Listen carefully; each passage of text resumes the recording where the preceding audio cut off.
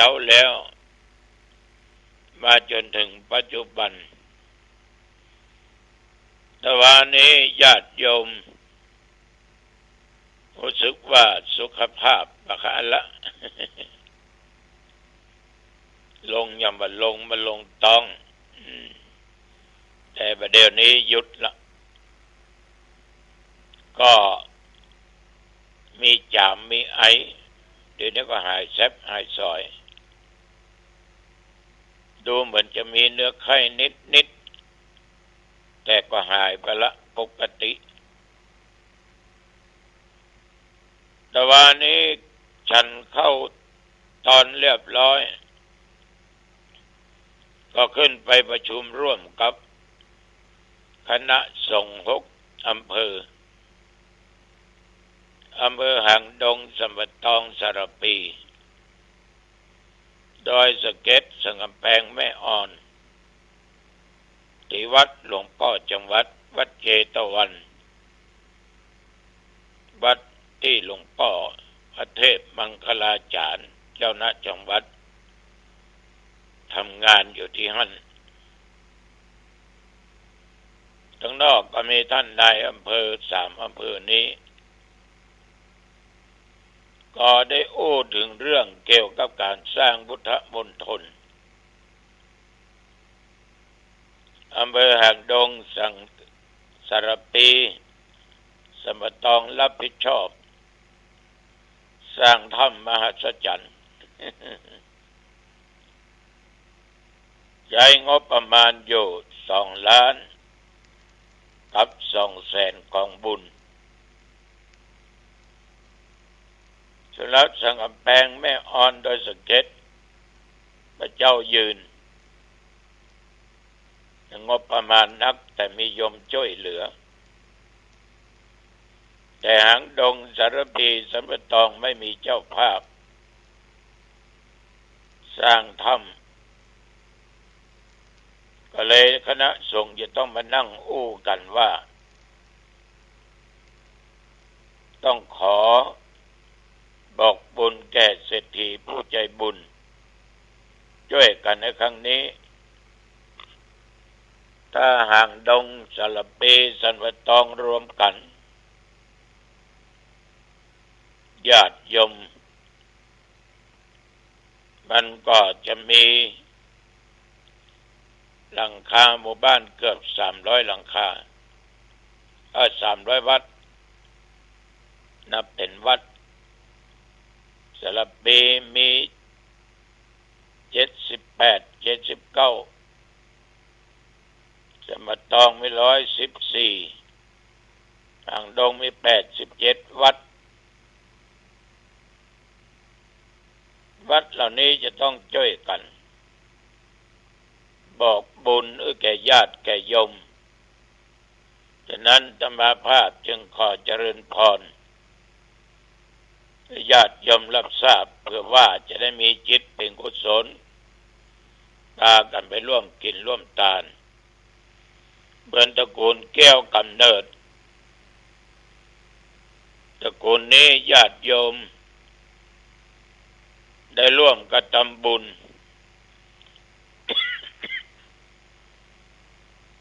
เข้าโรงพยาบาล400 กล่องบุญสร้างพุทธมณฑล400 กล่องบุญถวายกับวัดหนองตอง200 กล่องบุญเพื่อทานไปหาพ่อมนพแม่อรไทยแก้วกำเนิดคุณวิระคุณอิ่มจิต ธรรมวัชชัยนอกนั้นก็ขอแก่ปุพการีลูกเต้าหลานเลนเทพบุตรเทวดาอุบาอาจารย์ตลอดจน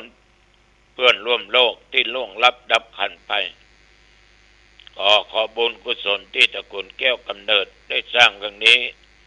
จุงไปรอดไปถึงไปตึงด้วยจิมพี่น้องญาติโยมด้านบุฟังพุทธมณฑลเป็นของคนตัวเชียงใหม่ เป็นของเราทุกคน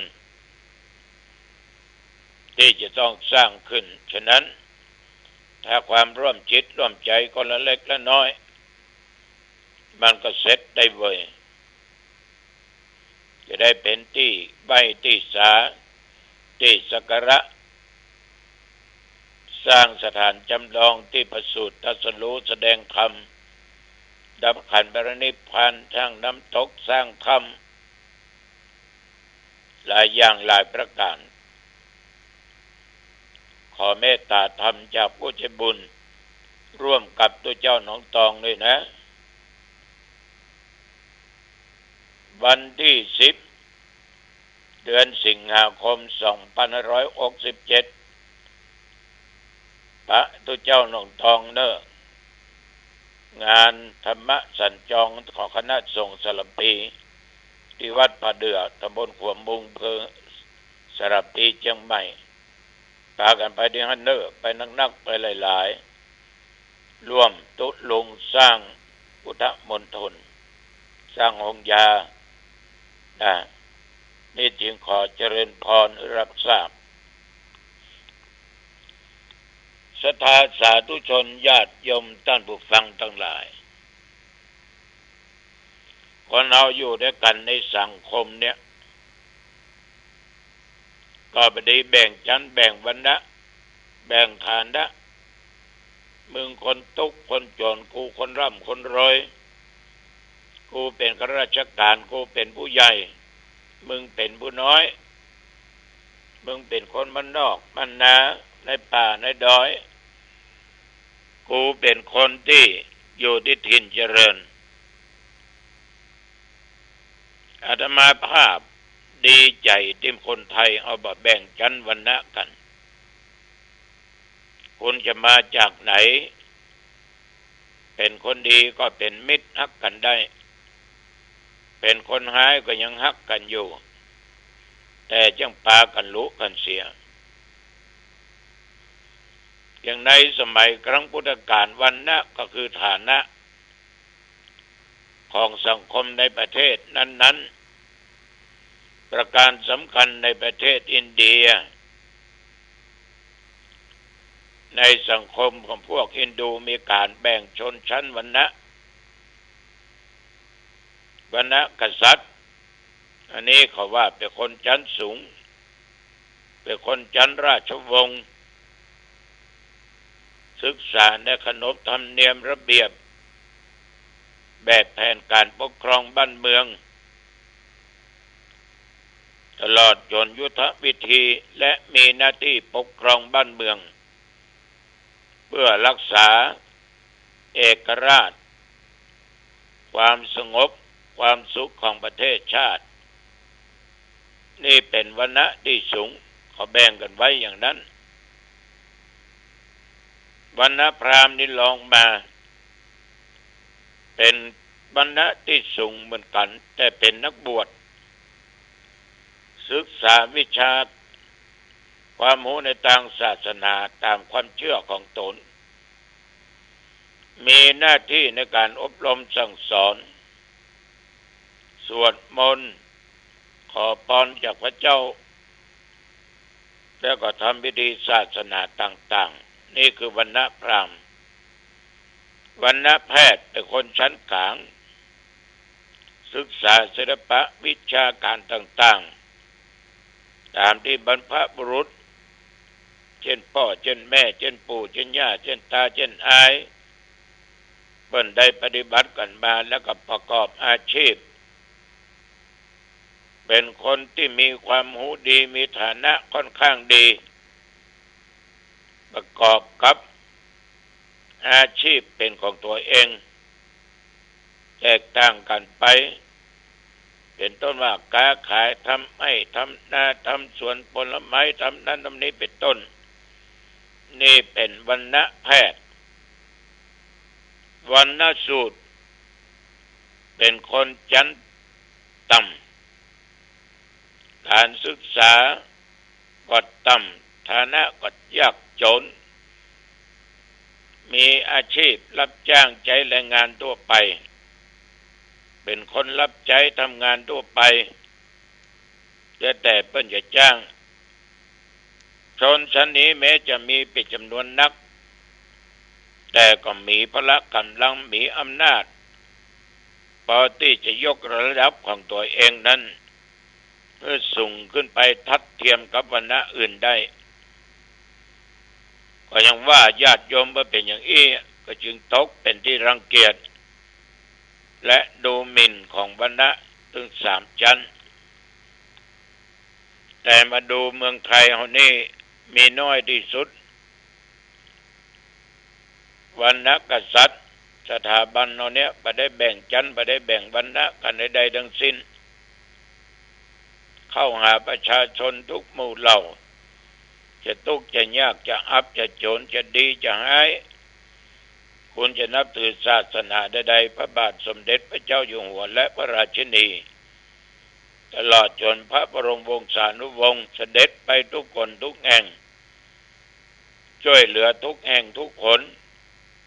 ไม่ว่ามีหรือจนจะอยู่ในวรรณะใดในหลวงท่านไม่ได้แบ่งชั้นไม่ได้แบ่งวรรณะญาติโยมฉะนั้นหมู่เฮานี่ก็โชคดีที่ได้มาเกิดบนพื้นแผ่นดินไทย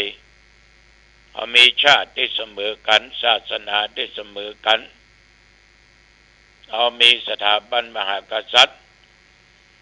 เป็นที่ยึดเหนี่ยวในด้านจิตใจของบุคคลไทยทุกคนญาติโยมท่านพุทธศาสนิกชนอันนี้ทุกเจ้าจึงขอฝากไว้วันนี้กินของงายแล้วปะกันที่วัดพระเจ้า2 องค์เนอะอำเภอสัมพันธ์ทองนะพระเจ้า2 องค์สวัสดีเจ้าเพื่อมีงานประเพณีกับมนิมนต์ขอบคุณนักปะกับพระออกแม่ออกแน่